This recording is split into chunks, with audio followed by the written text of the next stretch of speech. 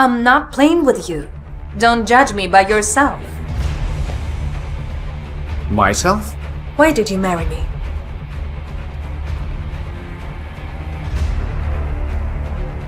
Answer me. James's silence was tormenting me. I felt like I was going insane, waiting for an answer. I couldn't breathe properly. Someone was digging a deep pit in my heart, and blood was slowly pouring out. It was so painful that I physically felt cramps in my lower abdomen. I couldn't stand on my feet. James rushed over to me. The pain grew stronger and I fainted.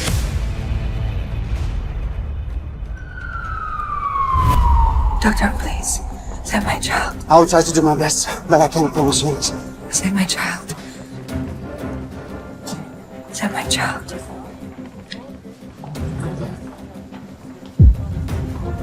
Please, don't tell my husband that I'm pregnant. The morning of my second wedding anniversary started not the way I wanted it to. And the reason becomes clear. I'm pregnant. James?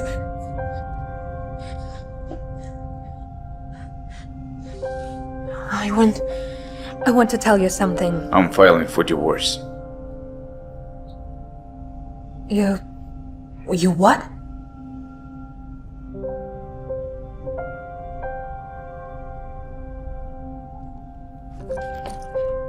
James Taylor is sick and an early termination of the marriage contract. I know we were supposed to be married for 3 years, according to the contract, but Anna returned early, so... So you're leaving me? I'm releasing you from this obligation. And look, honey, finally, you can be free. You can live your own life. I promise. I'll agree to any terms regarding the property division. Do you really want this? It's good that we didn't have a child together. Yeah, of course. It's all for the best. We will divorce without any unnecessary problems. After that conversation, I couldn't bring myself to tell James about the pregnancy. Suddenly, I felt nauseous again. Are you okay? Yes, I need to go. I felt miserable locked in a room in my own home. How long had I been sitting here? An hour, 2? My thoughts were interrupted by James. Hi. You know the fact, Grandpa, he'll never agree with divorce if I'll mention to him about it. So, it's better for all of us if you'll do it. Okay, I'll do it. But don't make it seem like our decision. I was just a girl from a troubled family. My mother was a nurse, and my father was a gambler. Such a family could never match up to the glorious Taylor's family. One day, my mother witnessed a terrible accident and selflessly saved 2 people, James's father and grandfather. In return, the grandfather promised to take care of me, and when I was left an orphan, he arranged my marriage to his grandson. I always knew that James didn't have a sweet tooth. That's why I had personally prepared this cake. It was vanilla, but not sweet at all.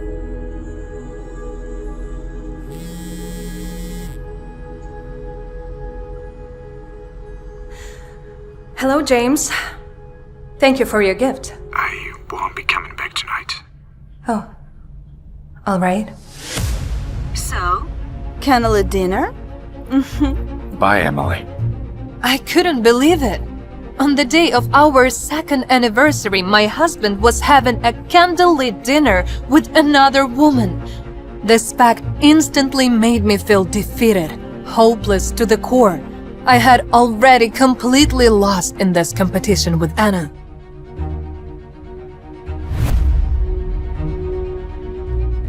I felt a wrenching pain in my stomach from the egg allergy.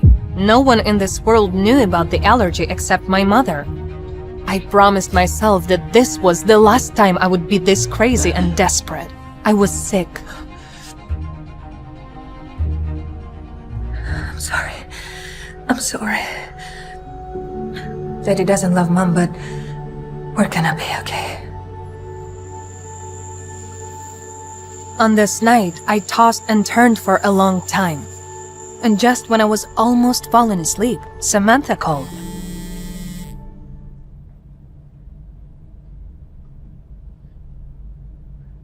Hello? James and I are on 3rd Avenue. James? He's completely wasted. He's not with Anna? Come and meet us. We're coming from the garden. James was very drunk, sleeping in the backseat. He looked as handsome as ever. I thought that some people in this world remained perfect even when they were drunk, like James. Samantha, why is he so drunk? Wasn't he supposed to be with Anna? What? Do you really want your husband to spend the night with another woman? Husband is just too much. We already agreed to divorce. Come to your senses. Have you lost your mind? What divorce you're talking about? Are you really ready to let him go? That he's ready. And I recall that you were not very invested in this marriage. What happened? I admit I didn't like you at the beginning, but you two are married and you need to make an effort until, you know... Until what? Until Anna interferes. You're nothing like her, and that's your huge advantage. So, this is your husband. Take him home and let me go. Samantha helped James out of the car and then left. It's Anna. She's looking for you. I'm sorry, I crossed the line.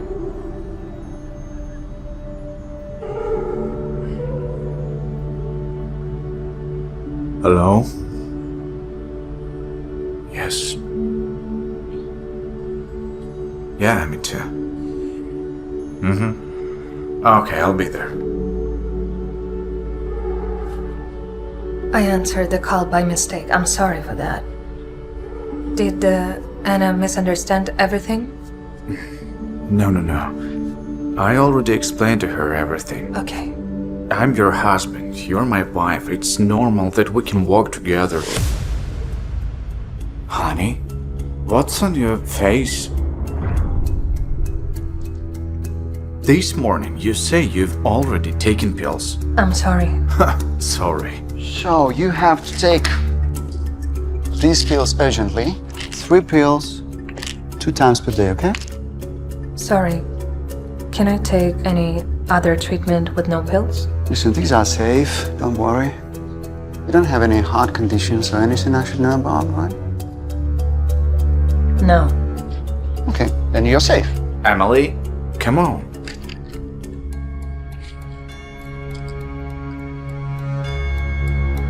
James, can you get me some water, please? Sure, honey.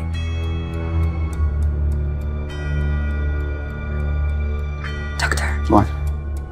I'm pregnant. What? Can I take these medications? Why didn't you mention this earlier? Yes, of course not. If you're pregnant, then I have to switch you to this typical treatment. Take this. Thank you.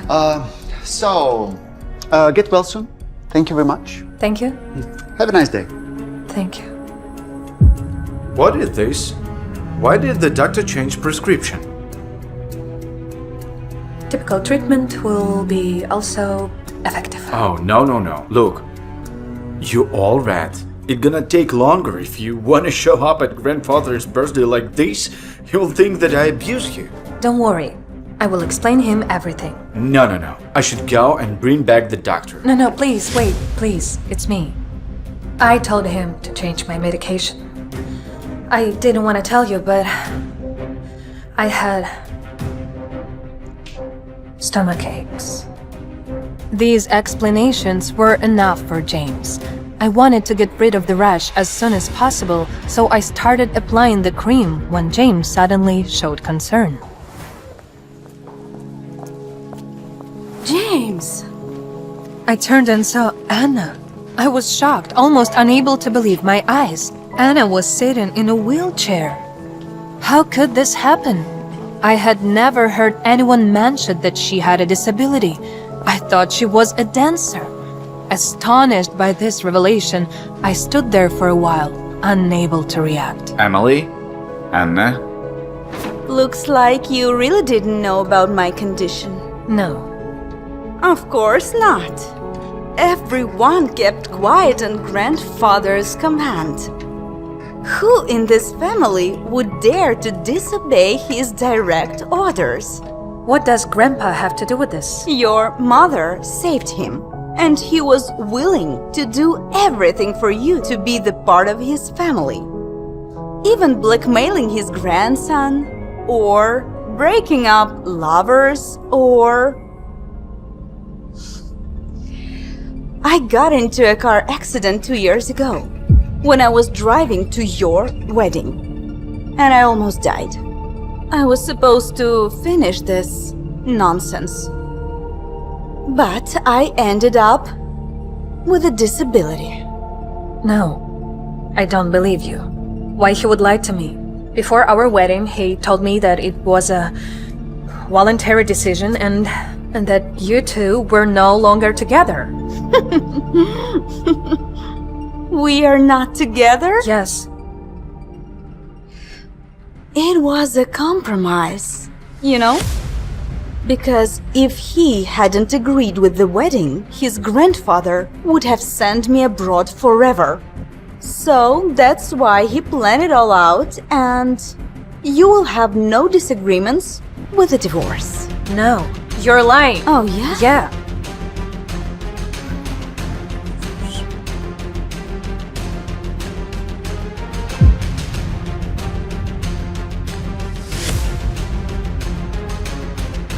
Oh my god, what's going on here? She pushed me, and she said that she will not sign any papers.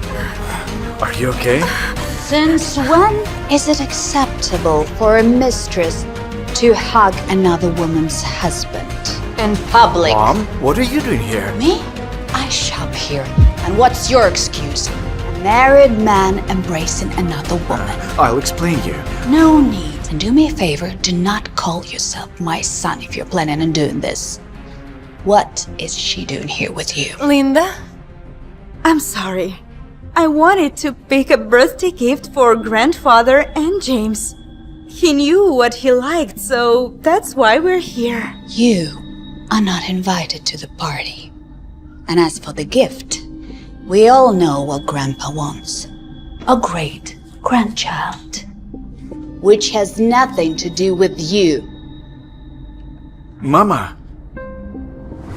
When Linda left, Anna deliberately tossed her hair back over her shoulders to show me her earrings. I recognized them immediately.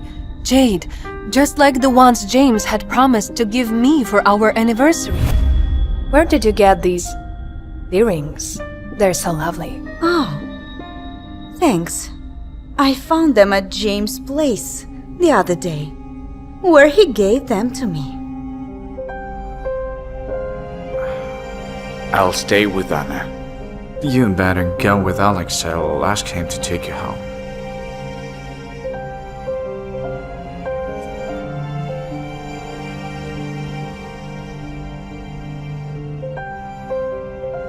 Excuse me. Miss. What? Miss Tyler's called. Said to expect her in 10 minutes. Oh, thank you, Robert. Hello, James? Hello, it's me. I'm very sorry, but James can't talk to you right now. I'll ask him to call you later. Not getting a response from Anna, I hang up the phone. I felt hurt. It seemed like James was inseparable from Anna. It was evident that he wanted a divorce as quickly as possible. If not for his grandfather, we could have had the divorce papers that very morning and become complete strangers. Oh, hi, Mom. I know you want a divorce. But Grandpa is ill. So should you do anything to upset him, I will never forgive you. Mom, I would never hurt Grandpa. But James and Anna... Stop it! Do not worry about that girl. No one in the Taylor's family would ever accept a girl like that. Your job is to keep James.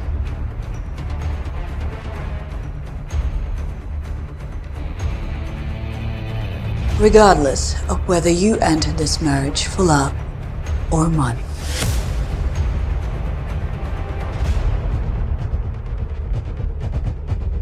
I do hope that you will give me a grandchild soon, so I can be proud of my son again. Sweetheart, go ahead with your shopping.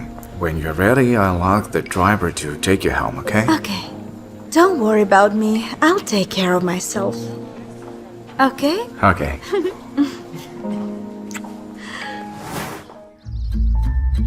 In the family mansion, Linda was already waiting for her son. Have you ever given a thought how your wife must feel when you parade mistress in front of her? Mom, I know about the divorce, but may I also remind you that your grandfather is very sick, and should your antics hurt him even a little bit, I shall forget that you are my son. I don't want to hear this. Anna is not as simple as you might think she is. I know she has hidden intentions, and if you just listen to me for one... Thank you for the tea. That's enough. Have a good day, Mom. James came home seething with barbaric anger. I could barely get up from the couch. Oh, you came back? Look, I need to tell you something. Mom seems to know about our divorce. Oh, really? Didn't you tell her? Weren't you the one who raided us out? What do you mean? Of course not. Nonsense. It was the secret between me and you. What do you want, money? Don't say that. Anna was right. If you don't want a divorce, why don't you just tell me? Why did we play this game? I offered you to stay your conditions. Even if you want to take a half, you agreed. And then, you told my mom and grandpa. I'm not playing with you. Don't judge me by yourself. Myself? Why did you marry me?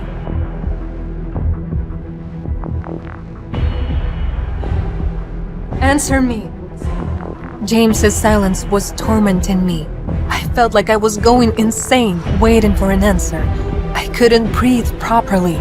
Someone was digging a deep pit in my heart, and blood was slowly pouring out. It was so painful that I physically felt cramps in my lower abdomen. I couldn't stand on my feet. James rushed over to me. The pain grew stronger and I fainted.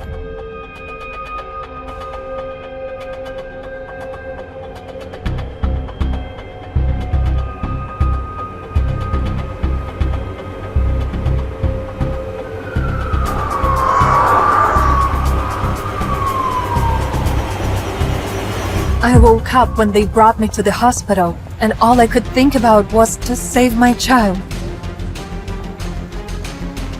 Doctor, please, save my child. I will try to do my best, but I can't promise you this.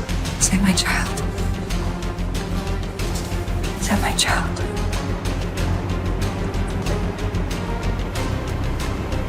Please, don't tell my husband that I'm pregnant. What's going on? Hospital? Emily sat nervously as Dr. Wright and a nurse checked her vitals and performed a scan on her stomach. Look at this, you two. Your kiddo's a champ, healthy and kicking. What? We're pregnant? James and Emily exchanged silent glances. Even if they stood as husband and wife, Emily couldn't help but wonder, would a child save their marriage? Perhaps it's not the end, but a beginning. Are you all right? James rushed over to Emily. I don't know, answered Emily, wincing. but it hurts too much to stand up. Her stomach had started to cramp, and the pain was unbearable. James helped Emily up. "Let's get you to the hospital," he said gingerly. "Come on." Even though Emily's emotions were fraught, she couldn't fight James this time. She allowed him to offer her his arm, leaning against him as he guided her to the couch. "I'm going to call for an Uber. Just hold on, okay?" James said, concern etched across his face. Emily nodded as she grimaced and tried to focus on breathing instead. Emily breathed in and out as pain continued to sear across her stomach. "Hold on, little one," she said to herself. "I'm so sorry. I'm so sorry. I'm so sorry." James walked into the kitchen. He came back to the living room with a half-empty water bottle. An alert on James' phone went off. "A car's coming in a few minutes," James said. "Are you okay?" Emily nodded. James sat next to her and rubbed her back. That small gesture of comfort made Emily want to cry. "Stop," Emily said, with her eyes still closed. "Sorry," James answered quietly. They sat next to each other in silence until another alert let them know that their car was there. They got into the car and made their way to the hospital. Emily tried her best to keep calm, even though the closer they got to the hospital, the more she feared the worst-case scenario. "I'm scared," Emily admitted quietly to James as he helped her out of the car.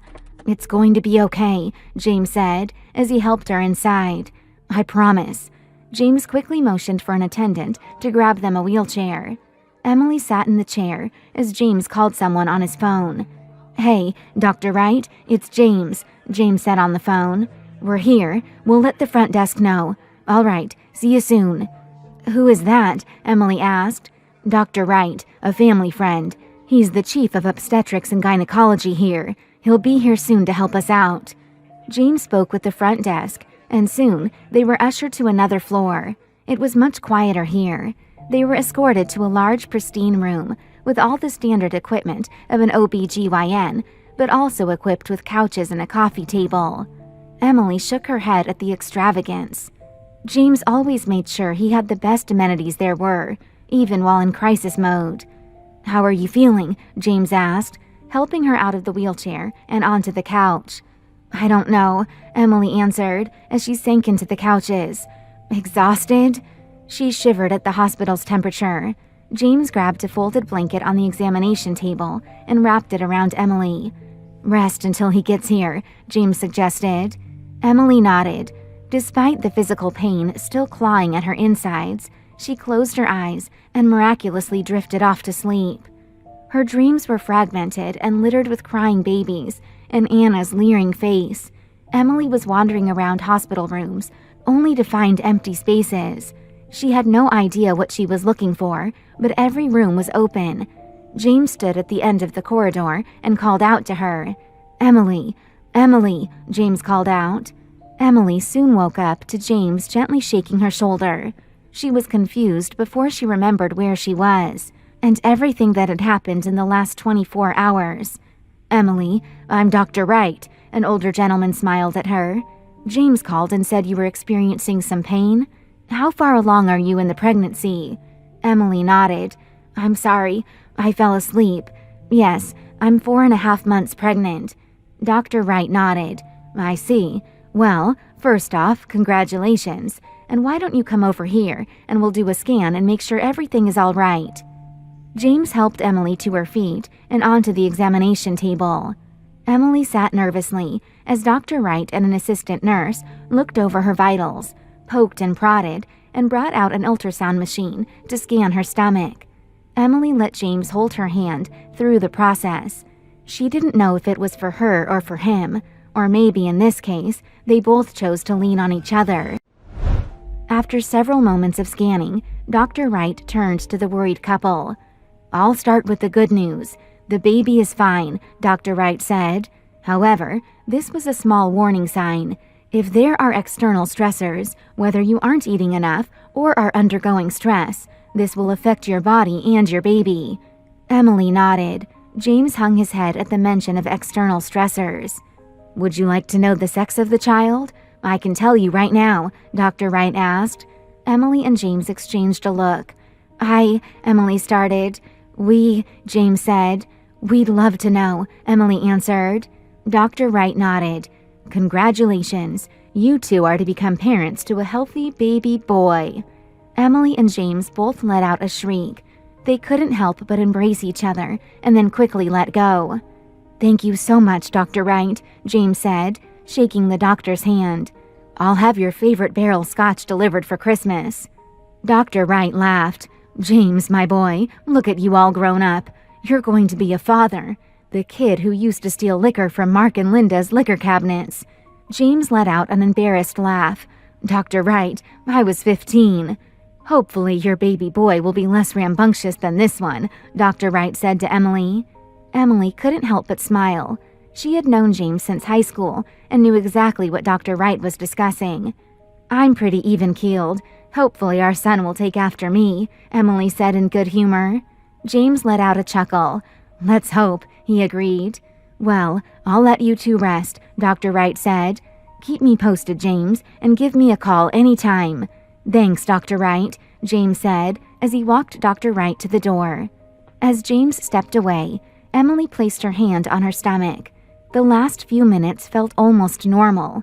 They were just husband and wife at the hospital, receiving exciting news about their baby boy, their son.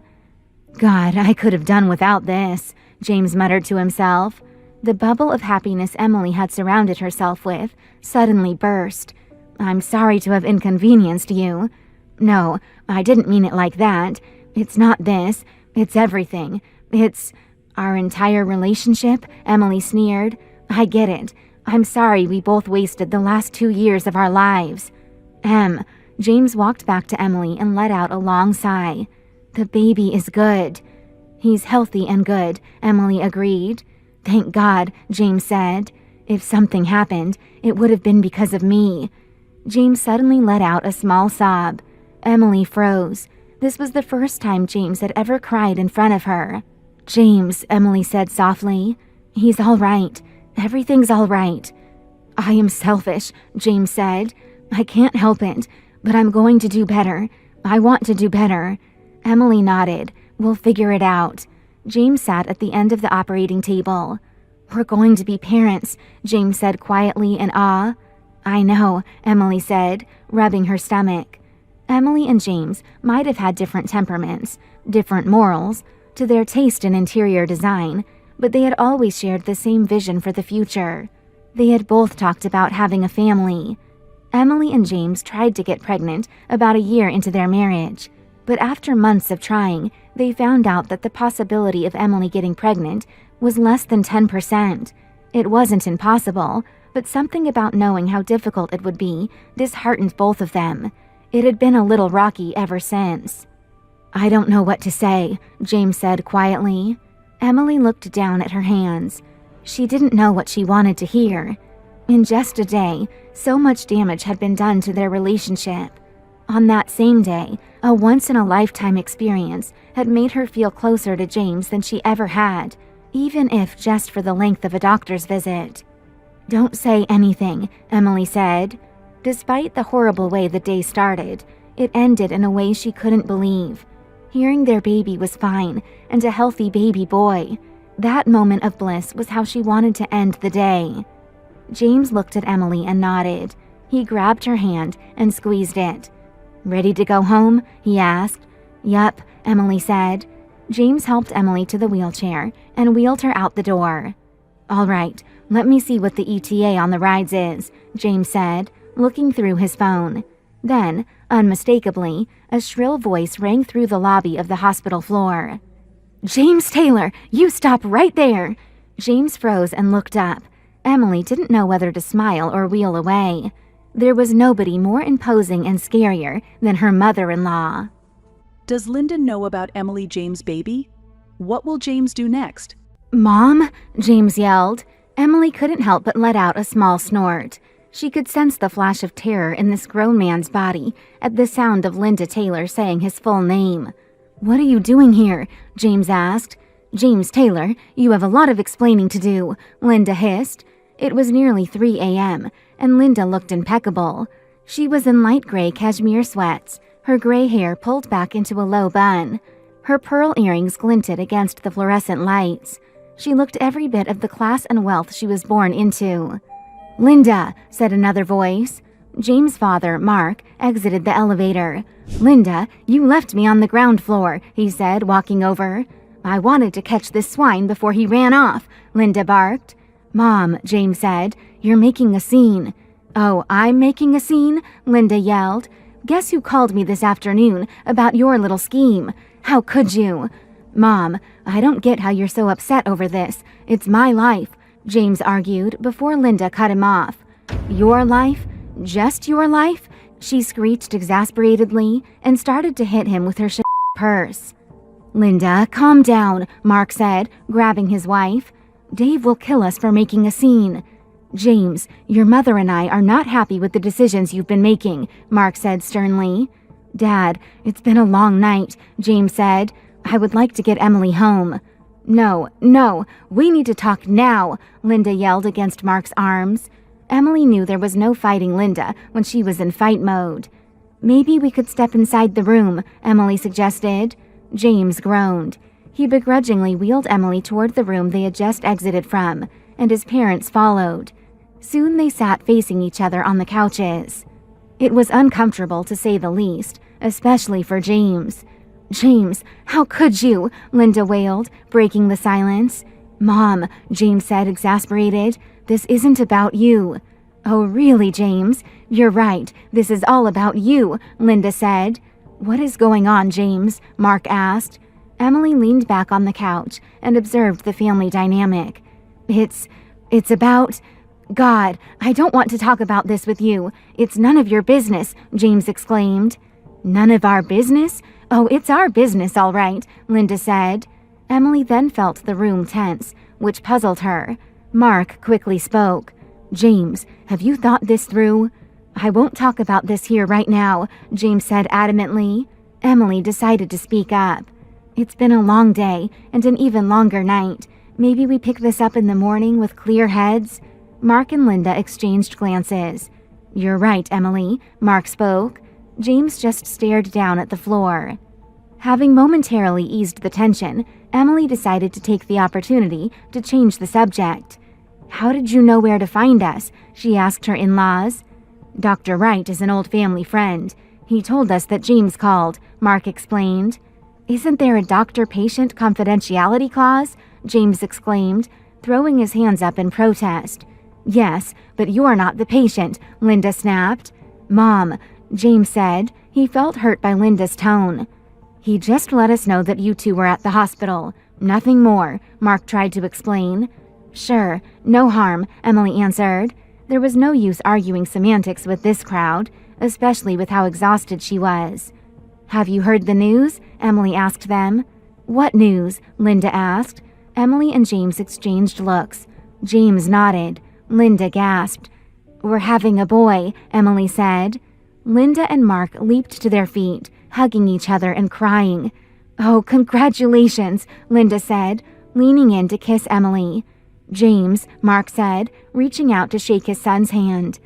"So what's going to happen to the baby then?" Linda exclaimed. "James, look at what you did." "Mom," James yelled, exasperated. "If you can't do the time, don't commit the crime," Linda said with her nose in the air. "That's true," Emily agreed. James said, "Come on." Emily shrugged. She let out a yawn. "You must be exhausted," Mark said. "We'll let you two go, but tomorrow, James, you're coming into my office." "Yes, sir," James said glumly. Linda turned to Emily. "If you don't mind, I'd like a word. It'll be quick." Emily was curious what her mother-in-law could want to say to her, but regardless, Linda was not someone you could say no to in any circumstance. "Sure," Emily said. Mark and James stood up to head outside as James side-eyed the woman on the couch. "Yell if you need me," James said to Emily as he left. "James Taylor," Linda replied sternly, shaking her head. "What's going on, Linda?" Emily asked once Mark and James left. "What's going on, Linda?" Emily asked once Mark and James left. "Look, I'll be frank," Linda started. "James and that girl, they're not right for each other. You know that. I know that. I know deep down James knows that. He just wants what he doesn't have." Emily listened as her mother-in-law spoke. While the two weren't particularly close, they were cordial. Linda was particular. They butted heads occasionally, but in general, they had a fine relationship.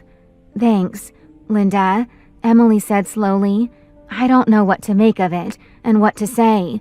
"Of course," Linda nodded. "You don't have to say anything. If this divorce goes through, it'll be the biggest mistake of James' life. You two have a family growing. That girl, she's a floozy that hooked her claws in him for a taste of a better life. She doesn't care about him." Emily grew uncomfortable with the conversation. Linda continued. "Emily, you want your son to have a father, don't you?" Linda asked. Emily stared down at her hands and nodded. "You love James, don't you?" Emily paused and answered honestly. "I don't know, Linda.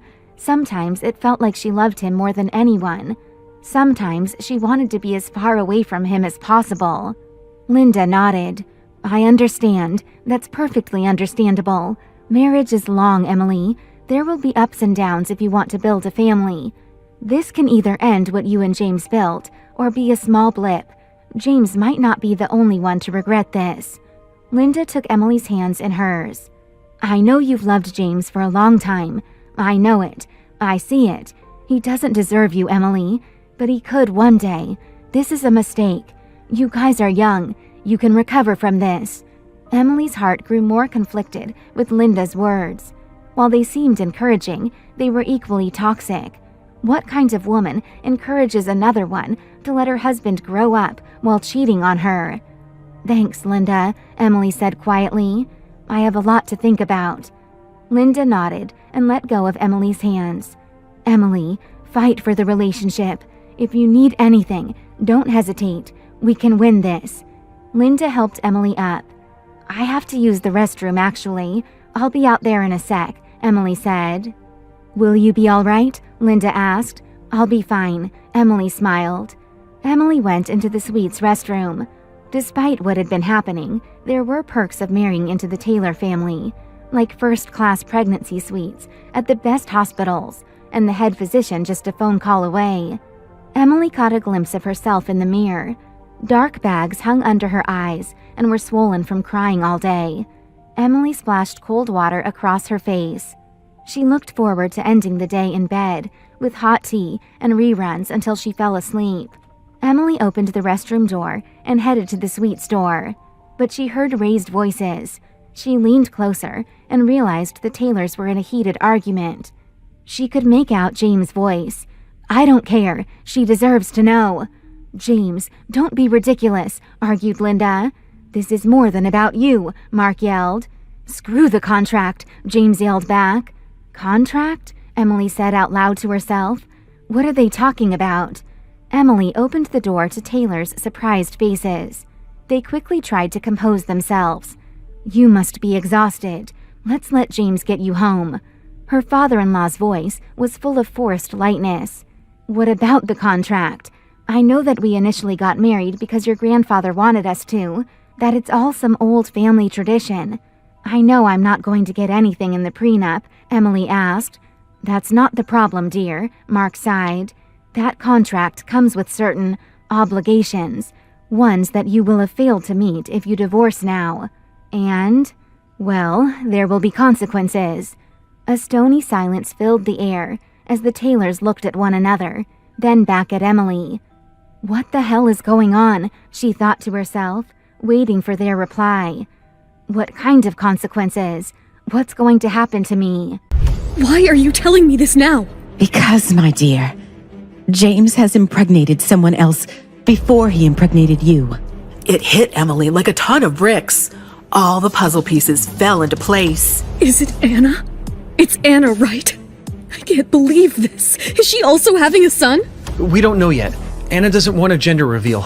Of course! Why would she? That'll totally rob her chances to create drama if she did.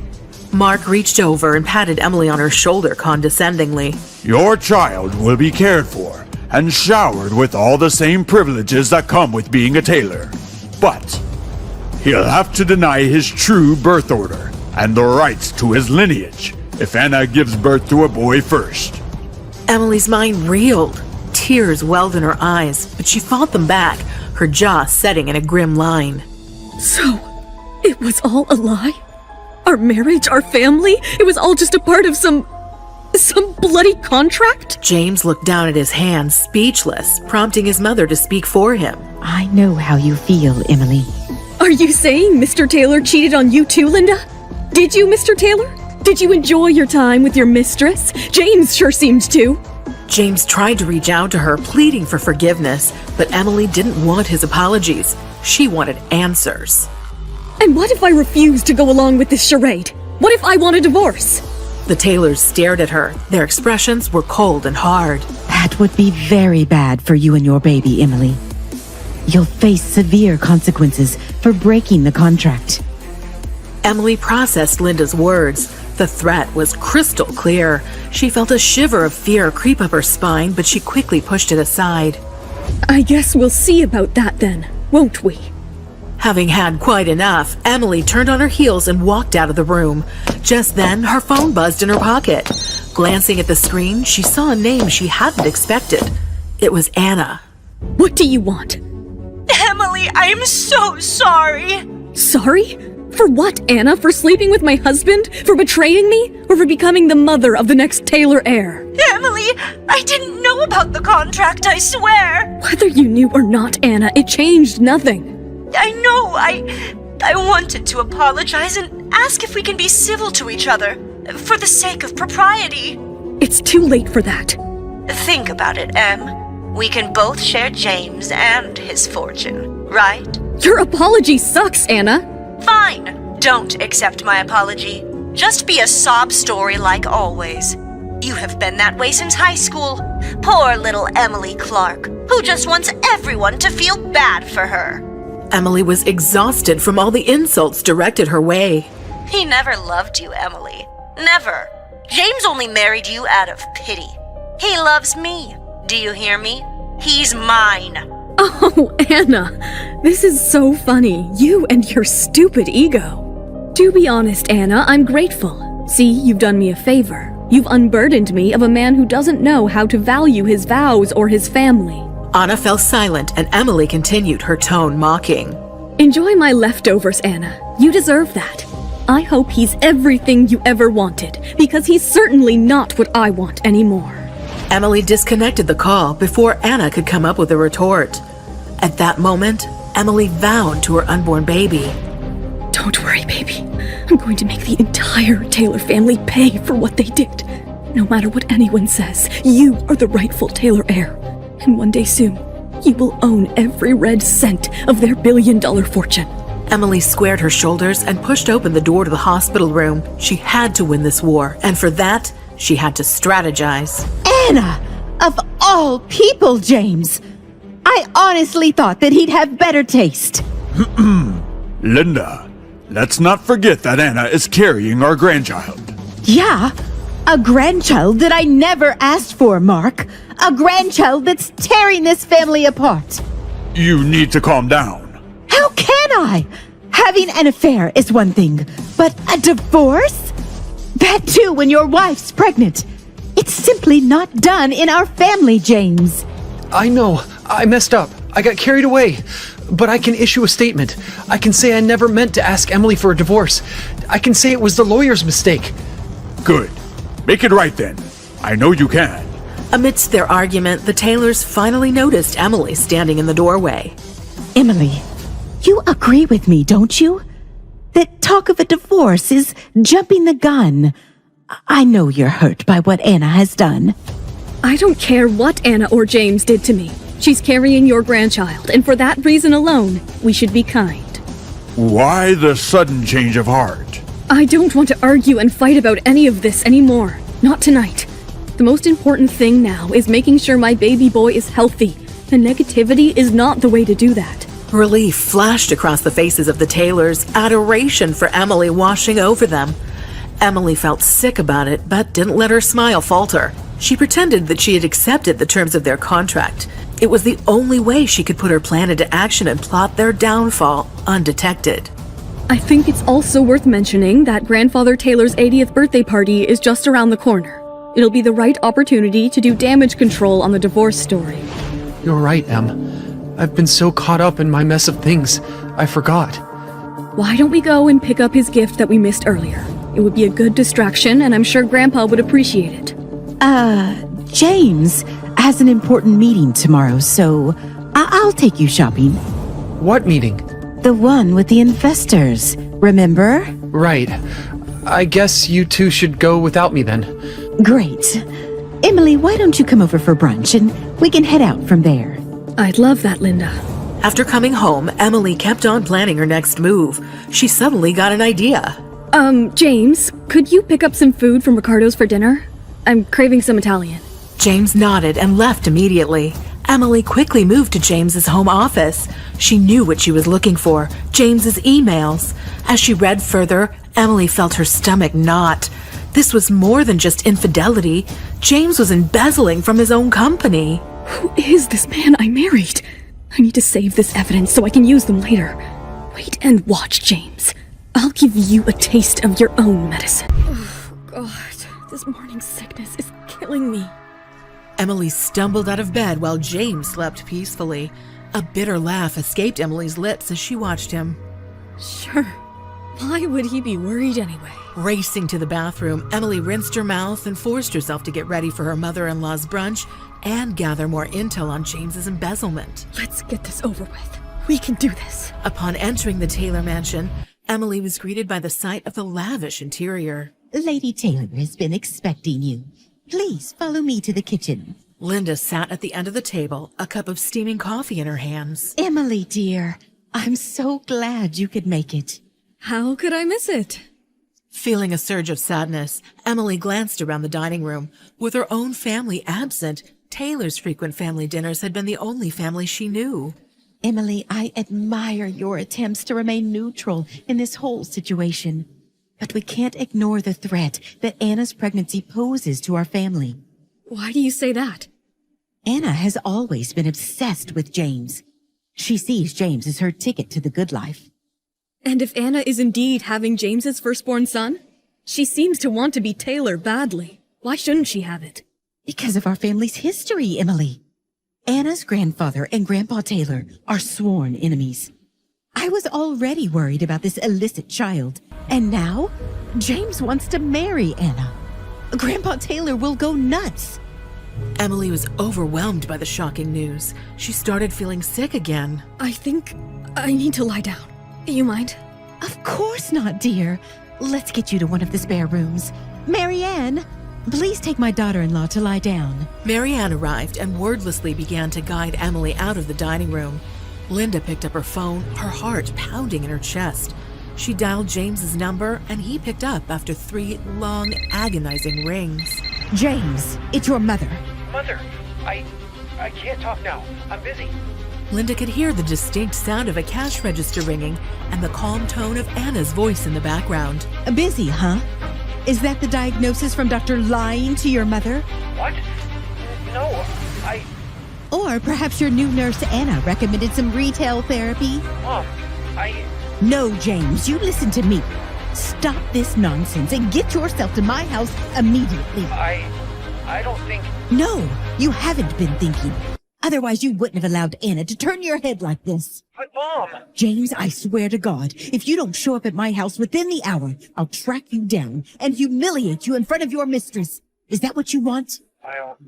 I'll come over. And bring Anna. We have things to discuss. Okay, we'll be there. Linda hung up the phone and steeled herself for the upcoming confrontation. She would do whatever was required to protect order in her family. Oh, Emily, I hope you're ready for the war. I love you so much, Em. You've no idea how much I missed you. Sunlight streamed through the brocaded drapes as her eyes fluttered open, adjusting to the welcome sight of her husband's handsome face, smiling at her. And his deep brown eyes were full of longing, but suddenly worries gathered on her face like dark clouds on the bright sky. What about Anna? You love her, too. You're the only one for me, Emily. My beautiful wife. James reached out and caressed Emily's face. You're the only one I desire. Emily started to lean closer to him for a kiss when she heard a voice echoing from a distance. Wake up now! Emily? Wake up! Startled, Emily sat up, the shadow of surprise etched on her features. James? James was sitting on the edge of the bed, looking at her strangely. I guess you were dreaming. Was it a bad dream? Emily wiped her tears. No, a good one. One that was too good to be true. Anyways, what do you want, James? Mom thought it was high time we talked. Talk about what? Anna. An awkward silence followed. Emily was in no mood to discuss his affair. Despite everything, she was still in love with this man and didn't want to hear about the other woman in his life. She climbed out of bed and put on a robe, going to stand by the window. Anna is threatening to talk to the press, to tell the world about our child, unless I let her move in with me. Move in here? You mean at our house? Yes. Emily's heart thudded against her ribcage, but she veiled her emotions behind an impassive facade. What about me and my baby? Do you want us to live on the streets? No, never. With what I'm offering, you can go anywhere you want, Em. James took out an envelope and handed it to Emily. It was a new contract, cold and clear. For Emily's continued silence and keeping up the mirage of her marriage to James, she would receive a cash sum of $10 million and the keys to the Taylor's coastal home. You're shipping me off to Malibu? I love you both, but this is my only option now. So, Anna gets my husband's name, my home, and I get a slap on the back and a hearty good luck? $10 million is more money than most people see in a lifetime. What more do you want? Wow, this is just... I want my life back, James! I'm not the one who cheated in this relationship. Then how is it fair for me to suffer the consequences? Have you got no shame? I can't give you what you're asking, Emily. You must understand, this is the best I can offer. So now this is a business deal. It's not like that, Em. But I don't want to hurt you any more than I already have. Emily threw the envelope on the floor. Hurt me? You are way more than just hurting me, James. I never wanted any of this. Why do you think I was so avoidant about starting a family with you in the first place? I was hoping this contract would die with me. But here we are. Emily had to sit down to keep from fainting, the pain of it too much to bear. I can't undo what's been done. I'll consider your proposition. But this is my life, my baby, my dreams that we are bargaining for. They are worth a lot more than $10 million. What exactly are you suggesting? Emily leaned forward, her eyes gleaming with a cunning light. A surge of confidence ran through her, remembering her promise to her baby. I am suggesting, James, that you demonstrate how strong your love is. For Anna and me both. Let's say $100 million? $100 million? Are you kidding me? Don't do this to me! Emily stepped toward him, her smile broadening at his reaction. That's the price for your happiness, James. Ew! This decor is so ordinary. It barely has any sophistication. The coastal bungalow, once filled with memories of love, was now a battleground for Anna. It's our home, Anna. Emily and I love it the way it is. Well, if you say so, but we'll need to make some changes when we move in. James, overwhelmed by guilt, took a moment to question his recent choices. He reflected on the beautiful story he shared with Emily, wondering if he had jeopardized something precious. What am I doing? Emily and I built so many memories here. Is this really what I want? You know, James, I can't help but think about our future together. In a place like this, we need a fresh start, don't you agree? Anna walked around James, her smile showing she was strongly focused on them getting engaged. James, darling, can't you see us as the power couple of the Taylor legacy? We'll be the envy of everyone. James, still conflicted, tried to engage in the conversation. Anna, marriage is a serious commitment. It's not just about status. But darling, imagine the possibilities. A place that truly reflects our love story. Something modern, chic, and most importantly, ours. James lay in bed, disturbed by Anna's persistent ideas. Imagine the grandeur of our engagement, James. It'll be the talk of the town. James, lying silently, contemplated his life with Emily. He envisioned the memories, laughter, and love they'd shared in the same bedroom. Our engagement will be magical. Trust me, James. A conflicted James rose from the bed, leaving Anna with her dreams. James poured himself another drink, wrestling with the cost of his decisions. The idea of disappointing his family and divorcing Emily felt unbearable. He lay passed out on his desk, surrounded by empty scotch bottles. The doorbell rang again. Anna opened the door to a young courier waiting on the doorstep requesting James' signature for a crucial document. I can sign for it. I'm his wife, Mrs. Anna Taylor. After the courier left, Anna, unable to resist temptation, opened the envelope and discovered the shocking truth about the cost of Emily's silence. $100 million. $100 million, James? James hid this from me. Stunned by the revelation, Anna stormed into the living room where framed photos of James and Emily lined the walls. With a snarl, Anna began tearing down the photos, shattering the glass frames. I won't be deceived. This ends now. Anna, disturbed by a nightmare, woke up in a cold sweat. Get it together, Anna. Anna, attempting to bridge the emotional gap, suggested going for coffee. She stepped into the bustling coffee shop, the aroma of freshly brewed coffee filling the air. Wow, if it isn't the other woman. Emily, we need to talk. Oh, this should be good. Anna tricked her way through the crowded coffee shop to confront Emily. You're asking for $100 million? Do you really think James will pay up? It's what I deserve, and it's not your business. Deserve? You're just a small-town girl trying to play in the big leagues. Do you even know who you're dealing with? I know exactly who I'm dealing with.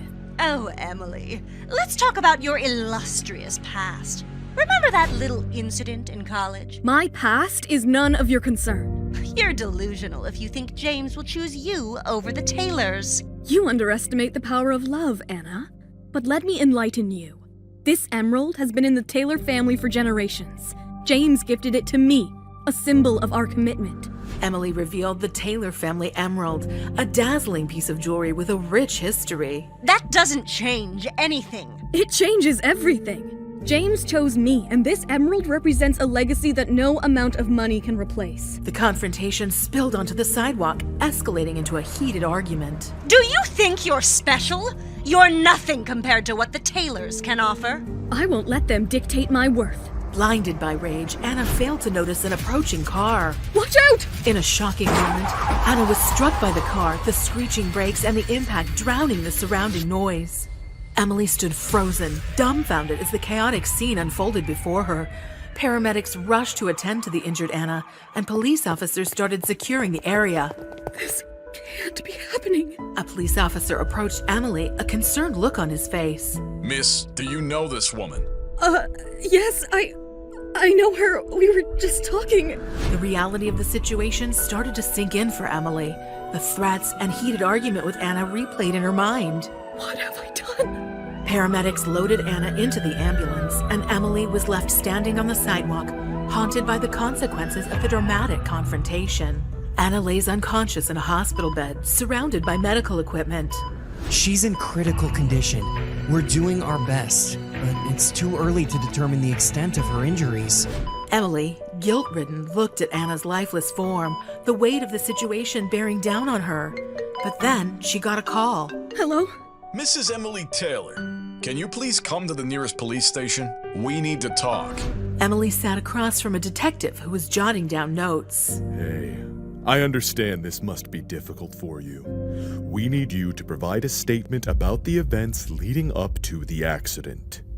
We were arguing, and I never imagined it would escalate to this.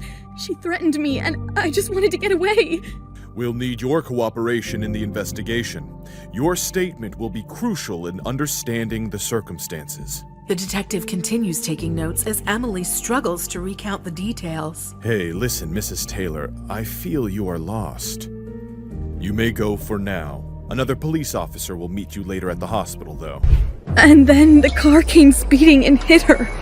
He seemed drunk. Yes, the driver was drunk and far from the legal limit. He's been arrested and will be accordingly dealt with. You take care of yourself. Thank you, officer. Thank you for your cooperation a second time, ma'am. Upon getting the news of the accident, James arrived in a jiffy. Emily, how did it happen? Where is she? She's getting treated inside. I am sorry, James. Can you tell me how it happened? I mean, why did you two meet? It was, regarding the agreement. The divorce and the contract. We were talking about that. Things escalated too quickly and this happened. Jesus, why would you two even meet about that? It was supposed to be between us. I'm sorry, James. And what was so important that you two met? Anna, she felt that I was talking too much, that I was taking from her child's share. She was unhappy about it, and she confronted me at the cafe. Confronted you? I don't understand what made her go there. You live on the other side of the town. Why would she bother coming there? She must have felt it was important to talk about it. And what did you tell her? Is it because of what you said that she got upset? We had an altercation and she got angry. She chased me across the street. She was blinded by her anger and followed me. And then... Then what? And then a drunk driver sped through and hit her. Right in front of me. James, I am sorry. I should have behaved properly. I got so angry that I stopped in the middle of the crosswalk and put her in that situation. I put everyone in danger. Me, her, our unborn child. The only person to be blamed is me. If I hadn't done what I did, if we hadn't... No, James, you can't blame yourself for this. None of us saw this coming. But I am the cause of everything. My affair with Anna, our divorce, the contract. I've been wrong with my actions, and everything led to this. We all made our choices. I made the choice to meet Anna. I'm sorry, Em. I never wanted this. Not for you, not for her, not for us. Guilt-ridden, they both shared a solemn moment, looking for some solace during this traumatic time. James no longer brought Emily the comfort like he used to do. She already had lost her James. Doctor, how is she? Can I see her? Her condition is critical. What do you mean? What about the baby? The impact of the car was significant. She has suffered multiple injuries and internal bleeding. We have managed to stabilize that for now, but... But? The most concerning issue is that she has slipped into a coma. We are trying everything, but with each passing moment, the chances are getting bleak. If she doesn't gain consciousness in the next 48 hours, it could impact the unborn child. James, are you all right? Yeah, I am. I'm okay. You should go see her. I can't go alone. You should go in alone. I'll wait for you here. I can't face her. It's me who brought this on her.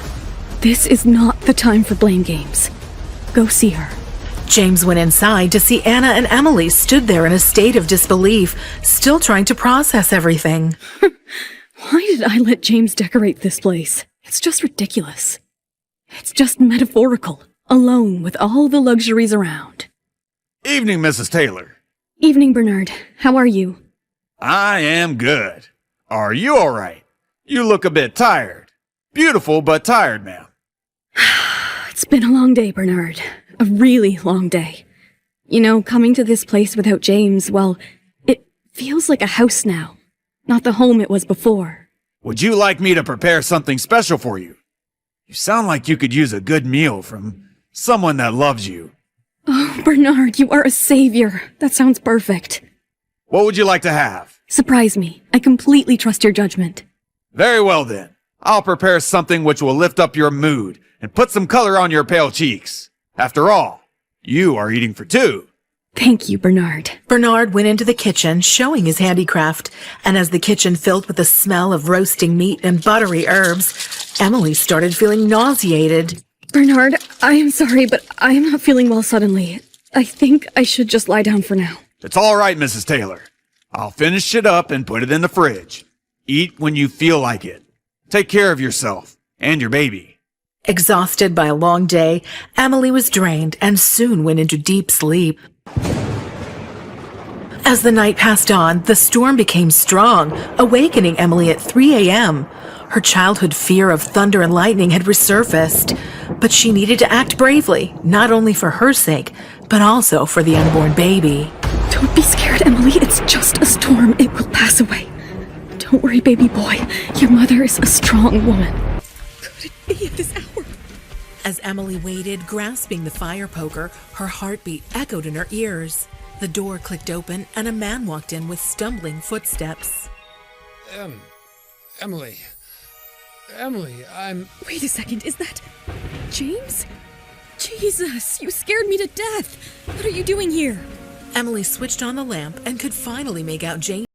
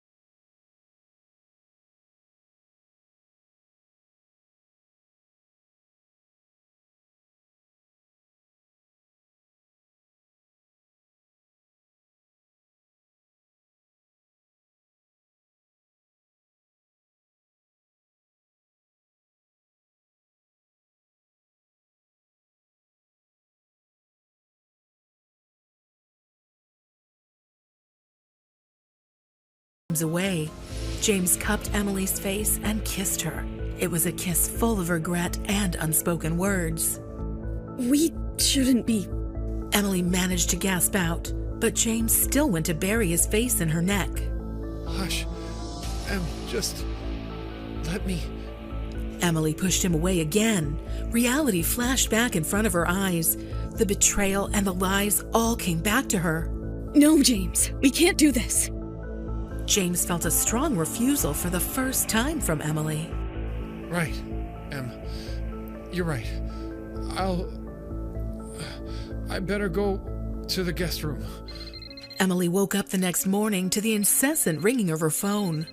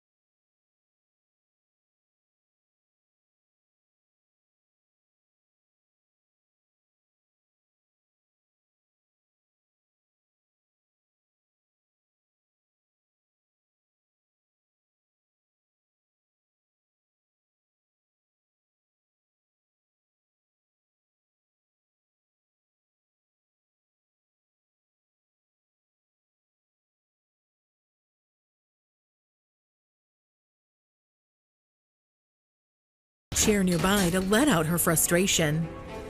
I can't believe he came drunk seeking solace in my arms and then went back to that witch. Emily leaned on the wall, trying her best to calm down. Suddenly, there was a soft flutter in her belly. It was as if her unborn child tried to remind her to take care of herself. Sorry, baby. I know it's scary right now, little one, but we'll make it through this. At Anna's doorway, Emily stopped and froze. Anna was sitting up. What the hell? She's back from coma? God, I can't bear the sight of James kissing her. I'm going to be sick again. Not in my wildest dreams I expected fate to play such a cruel game with me. What did I do to deserve this? A knock on the door pulled her from her sad thoughts. She hurried to the sink to clean herself up. Just a minute. Is everything all right? Emily wiped away any remnants of tears, put on a fragile smile, and opened the door. What's wrong? Well, you have 2 women pregnant with your child. That's what. Don't be so cold, Em. I was worried about you. Really? That's how you show your worries? By kissing your pregnant wife last night and then going back to your mistress in the morning? Em, you know I only... Don't! I'm done hearing your apologies. I'm not even sad about you leaving me, but I'm pissed off that you're playing with us both. James shook his head in embarrassment. An uncomfortable silence crept in. Emily gathered herself, remembering why she came here to find James in the first place. Anyways, Grandpa Taylor called me this morning. What? Why? He wants us to go see him a few days before his big party. He said his health wasn't good and that there were a few things to discuss before it was too late. It sounded serious. He didn't mention what he wanted to talk about. No, he tried to downplay it, but like I said, it sounds serious. Did he say anything about his will? About inheritance? Seriously? That's all you're concerned about? That man is sick, for God's sake! I didn't mean it like that. I just need to know if there are any changes that I should know about. Maybe there are, but shouldn't we be more concerned about his health than his money? I am, Emily, I am. I know this is hard, but we need to be there for him, regardless of any changes he may or may not make. You're right. We need to go see him. I'll make the arrangements. As James walked away with a frown, Emily noticed him dialing Linda. She stormed down the hall when Anna called her from the cabin. How are you, Emily? Good that you're awake. I'm sorry for my behavior at the coffee shop. Wow, an apology from Anna Sterling. Should I call the press? A deathbed confession might sell more papers. Save the drama, Anna. We both know you're not dying because You're not that ill, and I'm never that lucky. Wish you were this feisty in bed as your words. James might have been still interested in you then. Well, I chose to play the wife, whereas you chose to play the WHOR. I think you got it. Anna's face turned red, but she didn't give up yet. We all have our roles to play, Emily. Look at you, for example. The dutiful wife, the doting mother, the scorned lover. Careful, Anna. You're skating on thin ice. All right. I just meant that we're all wearing masks, trying to be someone we're not. Except for some, their mask is their real face. Anyway, I better come to the point. What a surprise. Well, now that you're soon to be divorced, I thought I could ask for the Taylor family engagement ring. If you're wondering what happens next, download the Pocket FM app now and listen to the exciting episodes of Sweet Little Lies.